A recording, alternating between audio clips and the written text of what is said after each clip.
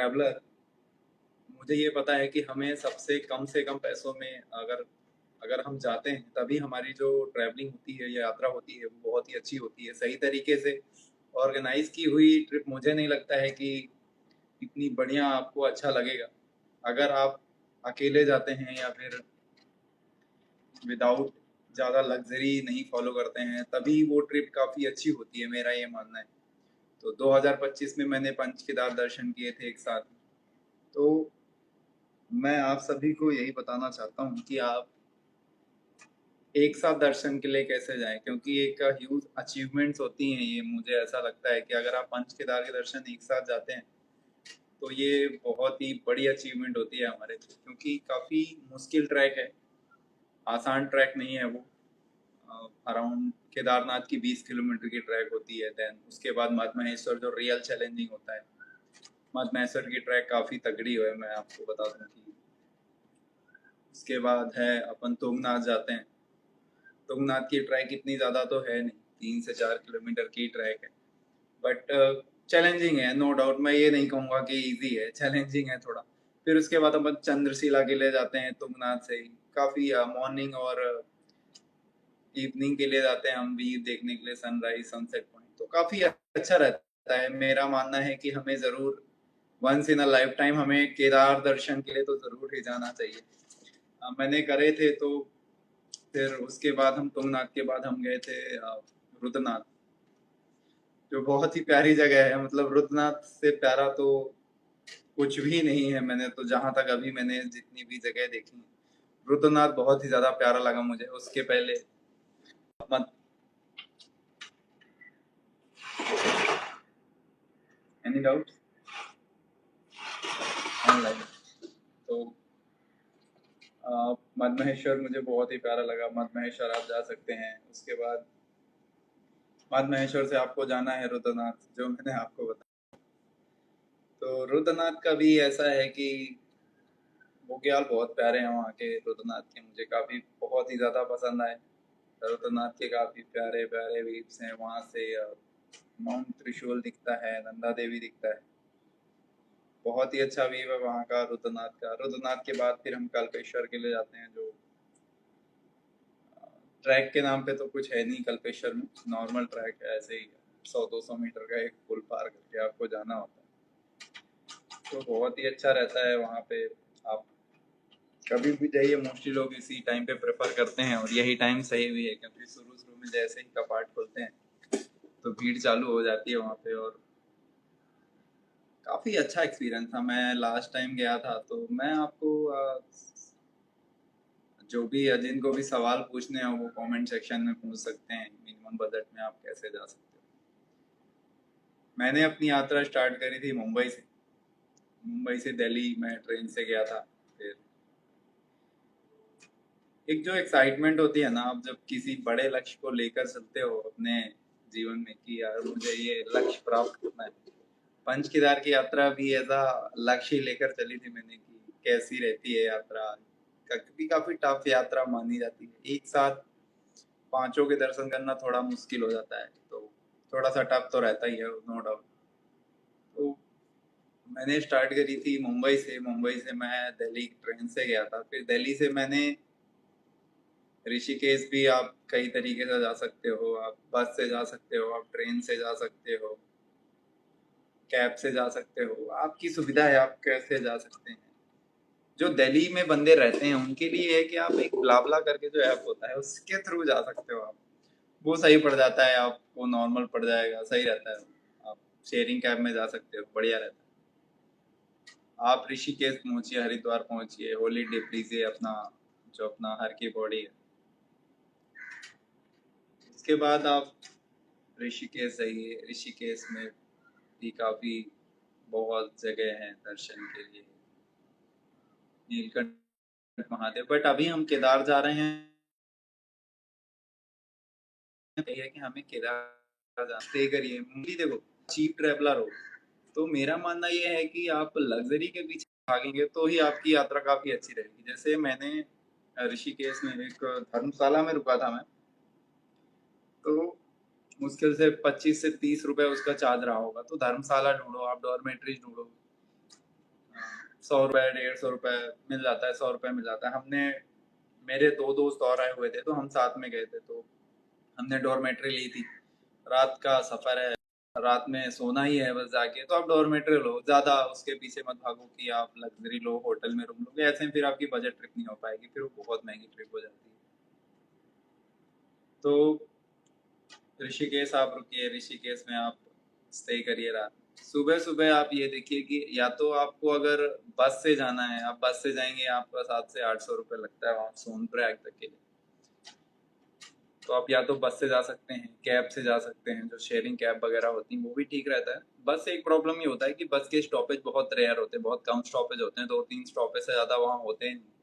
तो समस्या ये हो जाती है कि अगर रास्ते में आपको भूख लगी, टॉयलेट वगैरह का थोड़ा प्रॉब्लम हो जाता है। तो मैं मेरे साथ 2 और दोस्त गए हुए थे, तो हमने बोलेरो शेयरिंग कैब टाइप की आर्टिगा जो होती हैं उसमें हमने बात करी थी, तो अराउंड 5 से 6 हज़ार में हम 3-4 बंदे मुझे वहीं मिल गए थे, तो उन सबको लेकर ही कम से कम हमने 5500-5600 रुपए में बुक करी थी वो सोनप्रयाग तक के लिए। अभी काफ़ी अच्छा अमाउंट है अगर आप थोड़ी सी भी आपके अंदर बार्गेनिंग वाली स्किल्स, तो आप बार्गेन करके ढंग से कर सकते हो। ऋषिकेश से 700 से 750 का पड़ा था, बस का भी सेम किराया ही। तो आप देखो, जरूरी नहीं है कि हाँ अब मैं चीप ट्रैवल करना है तो मैं बस में ही धक्के खाऊंगा, नहीं भाई। पैसे कम लगने चाहिए, ये नहीं है कि आप धक्के खा रहे हो जबरदस्ती की। जब आपको 600-700 रुपए में मिल रही है कैब, तो क्यों आप फालतू में परेशान हो रहे हो, है ना। ज्यादा परेशान होने की जरूरत नहीं है। सबसे पहले तो कूल माइंड रखना है, ध्यान ये रखना है भाई कि कई बार क्या होता है कि हमारी कोई बस छूट जाती है, ट्रेन छूट जाती है, तो आपको परेशान नहीं होना है। मेरा मानना ये है, जितनी मैंने यात्राएं करी कि हम जिस टाइम में हमें जहाँ पे पहुंचना होता है हम वहां पे पहुंच ही जाते हैं। कितना भी आप करोगे, कितना भी जल्दी करोगे, कुछ नहीं है भाई।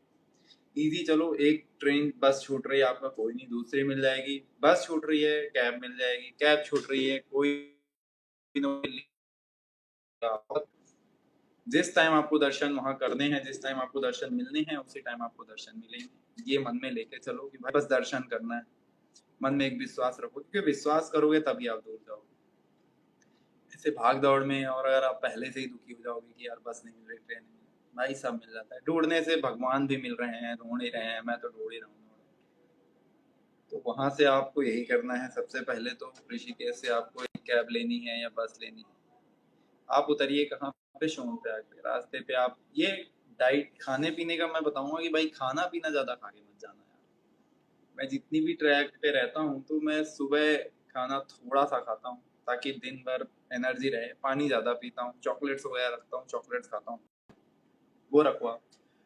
उसके बाद आप ये रखिए कि आप रास्ते पे रुक रहे हैं, चाय वाय पीजिए, हल्का चावल खाओ भाई, चावल राजमा हल्का खाना। ये नहीं ठूस, जो लोग ठूस लेते हैं भाई उनको बड़ी समस्या होती है। कई लोग ठूस के खा लेते हैं, फिर बहुत प्रॉब्लम होती है। तो ठूस के नहीं खाना है, ठीक है।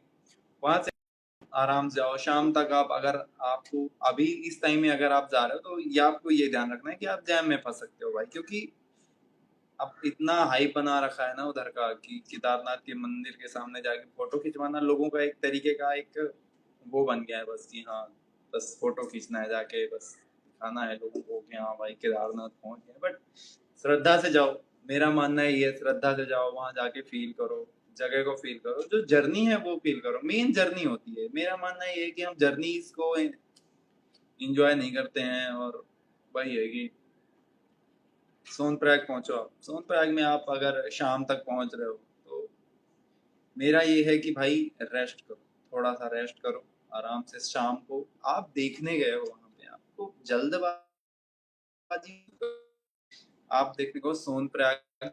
सोनप्रयाग में भी बहुत अच्छे बीच हैं, नदियां हैं, पूरे अलकनंदा आती है वहां से। आस पास है, मार्केट देखो, खाना पीना देखो, सब चीजें सोनप्रयाग में देखो। रुकने का डॉर्मेट्री कहाँ पे, 100 रुपए में। 100 से 150 रुपए से ज्यादा नहीं देना है भाई। डॉर्मेट्री इतने की ही मिलती है पूरे ऑल ओवर इंडिया में, 100 से 150 रुपए की, ठीक है।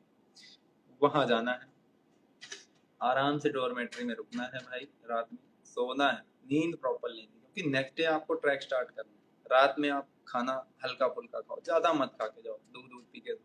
सुबह आप जल्दी स्टार्ट करो, डंडी ले लो, हो सके तो डंडी ले लोगे तो बढ़िया रहेगा।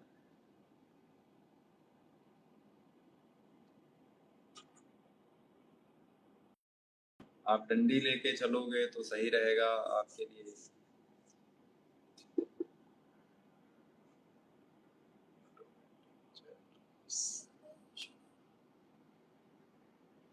एक मिनट।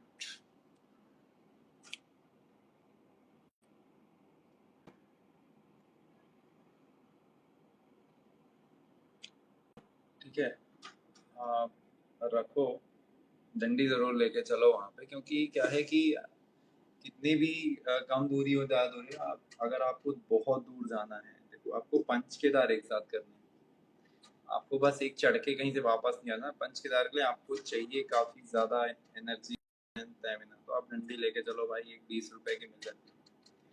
सबसे जरूरी ये है भाई, रेन कोट लेके चलो। रेन कोट वो पोंचो वाला होता है ना, ऊपर से नीचे तक पहन लेते हैं, वो वाला लो, क्योंकि वो वेट नहीं होता उसमें। सबसे पहली बात, जो लोग पैंट अलग शर्ट अलग लेके जाते हैं भाई, उनकी हालत खराब हो जाती है। 50 रुपए का मिलता है, वहीं से लेके चलोगे तो सही रहेगा। रास्ते में लोगे तो 200 रुपए का पड़ेगा, नहीं लेना है रास्ते में भाई। सस्ता करना है अपने को, सस्ते में वाले हैं अपन, ठीक है। चलने से पहले आप अपना हल्का फुल्का चॉकलेट बिस्किट वगैरह डाल लो, चलते रहो चलते रहो। बाकी रास्ते में जितना ऊपर जाओगे उतना महंगा होता जाएगा, ध्यान बस यही रखना। उसके बाद आप स्टार्ट करो गौरीकुंड तक के लिए, तो आपको वहाँ पे बोलेरो मिल जाती है। 5 किलोमीटर है वो, तो बोलेरो मिल जाती है। अगर आपको जाना है पैदल तो आप पैदल भी जा सकते हो, नहीं तो आप गौरीकुंड तक के लिए वो पकड़ लो, जो भी बोलेरो होती है। बोलेरो से जाओ बढ़िया, वहाँ पे अपना गौरीकुंड में स्नान करो। आप स्नान करो, गर्म कुंड है, थोड़ा पानी गर्म रहता है तो बढ़िया रहता है। वहाँ पे स्नान करो, स्नान करना ही चाहिए। अगर केदारनाथ जा रहे हो तो आपको वहाँ से यात्रा आपकी यहीं से स्टार्ट होती है, कि आप जब गौरीकुंड में स्नान करते हो। गौरीकुंड में स्नान करने के बाद आपको ट्रैक स्टार्ट करना है। आपको सामान ज़्यादा लेकर नहीं जाना है भाई, जितना सामान आप कम लेके जाओगे उतना बढ़िया रहेगा आपके लिए। लोग भर के सामान रख लेते हैं, बड़ी समस्या होती है उनके लिए, ठीक है। सामान ज़्यादा नहीं भर के रखना है। जैकेट रख लेना है हल्की सी एक, और कान में पहनने के लिए ले लेना है। जूते अच्छे क्वालिटी के होने चाहिए आपके, ठीक ठाक चलेगा। चप्पल में भी लोग करते हैं, कोई नहीं। बजट ट्रिप है, ढंग के जूते होने चाहिए, ये नहीं कि आपका पैर खराब कर दें। सॉक्स रखो आप, टॉवल वगैरह रखो, और पावर बैंक रखो, चार्जिंग के लिए अपना जो भी है वो रखो। वहाँ से आप पहुँचो, आराम से ट्रैक करते जाओ भाई।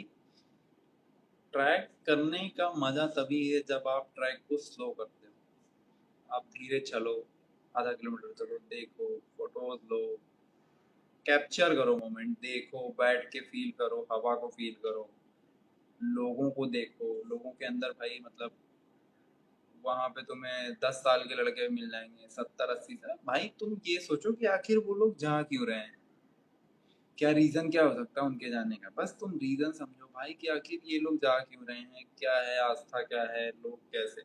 तुम्हें बहुत लोग मिलेंगे, कई सुट्टा फूकते हुए मिलेंगे, और ऊपर जाके भी कई लोग ड्रिंक विंक करते हैं। वो केवल वो, they are only going for their picnic fun and other things. But आप जाओ, आराम से देखो, लोगों को समझो। कई लोग मिलेंगे, आप नए नए लोगों से मिलो, रास्ते में काफी लोग मिलेंगे, बातचीत करते जाओ।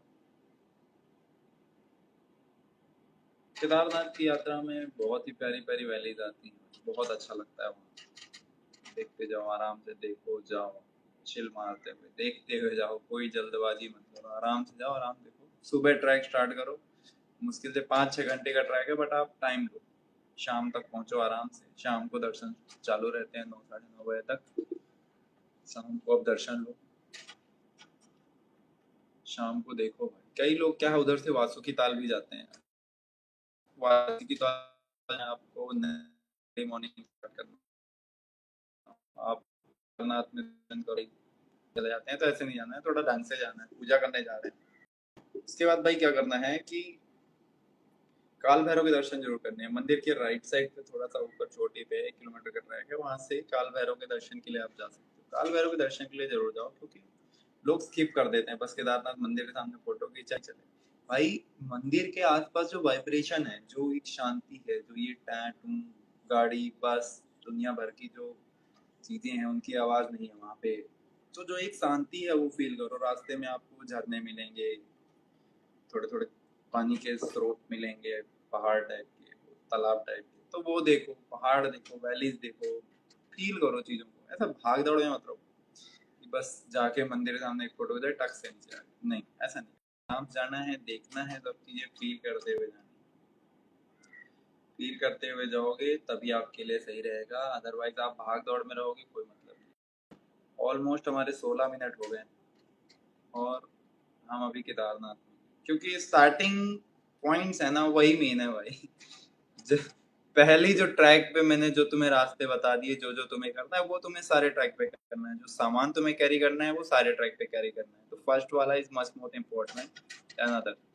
देन उसके बाद आपको केदारनाथ से नीचे रिट्रैक करना है, वापस आएंगे आप वापस आने के बाद आपको क्या करना है, आपको सीधा ऊखीमठ के लिए कैब पकड़नी है। वहां से आप जहाँ पे पार्किंग है, पार्किंग के पास से आपको मिलती है। जब आप गौरीकुंड से आ जाओगे वापस सोनप्रयाग में, तो वहाँ मोड़ के पास टैक्सी लगी होती है, जो पार्किंग है, पार्किंग में टैक्सी लगी होती है। आपको टैक्सी से आपको ऊखीमठ के लिए जाना है। उनको सीधा बोलना भैया मेरे को रांची जाना है मद महेश्वर, तो वो आपको ऊखीमठ पे ड्रॉप कर देंगे। ऊखीमठ में मार्केट के बीच में ही चौपटा के लिए, रांची के लिए और भी अलग जगह के लिए, गुप्तकाशी के लिए मिल जाती है आपको। तो आपको ऊखीमठ जाना है, ऊखीमठ से आपको बस वही पकड़नी है जो भी अपनी शहरी कैब है, बोलेरो टाइप की होती है।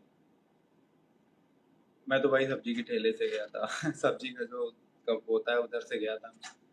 तो मुझे, मेरे दो दोस्त भी थे और साथ में, तो वो केदारनाथ से नीचे आ गए थे, फिर उनको कुछ काम था तो वो घर चले गए। मैंने अपनी फिर वहां से अपनी यात्रा स्टार्ट करी सोलो।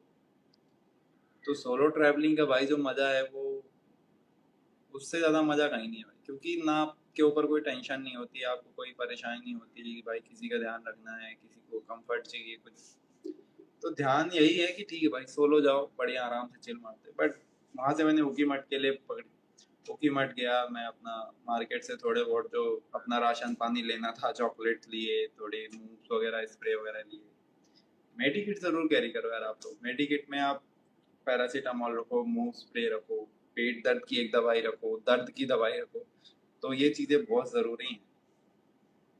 डेटॉल रखो, कहीं मान लो चोट वोट लग जाती है। तो मधमहेश्वर के लिए आपको रांसी विलेज पहुंचना होगा। मधमहेश्वर का ये है कि आप मोस्टली लोग 2 दिन में ट्रैक करते हैं, क्योंकि भाई वो 25 किलोमीटर है, वो 18 किलोमीटर शो करते हैं, बट मुझे ऐसा लगा 25 किलोमीटर के आसपास है। थोड़ा थोड़ा टफ ट्रैक मैं मानता हूँ कि मधमहेश्वर टफ है, केदारनाथ से टफ है। इसके बाद रुद्रनाथ भी है, रुद्रनाथ को भी लोग टफ बोलते हैं, बट मधमहेश्वर थोड़ा टफ लगा मुझे। उसके बाद हम जाएंगे मधमहेश्वर के ट्रैक के लिए। मधमहेश्वर भाई बहुत प्यारा लगता है। आप स्टार्ट करोगे, इतने लंबे लंबे पेड़ रहेंगे वो, आप उन्हीं को ही देख के भाई देखते रह जाओगे। वहां से जाओ, आपको पहला जो अपना सामान वगैरह है वहीं छोड़ देना है दुकान पे। 50 रुपए लेता है बंदा। बाकी अगर आपको वहाँ स्टे वगैरह के लिए चाहिए तो मेरे पास एक नंबर है, संजय रावत।